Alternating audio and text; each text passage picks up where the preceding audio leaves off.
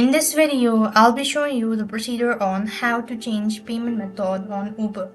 In order to change payment method on Uber, you need to follow these steps. First thing first, you want to launch the Uber application and then go to the account section. As you do it, so what next you want to do is from the account section, you want to select wallet or payment.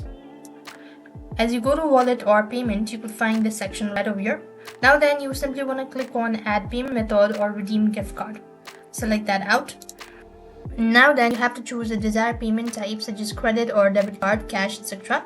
Enter the required information, card number, expiry date, CVV, billing address, or follow the on-screen prompt for the payment method and tap on save or confirm.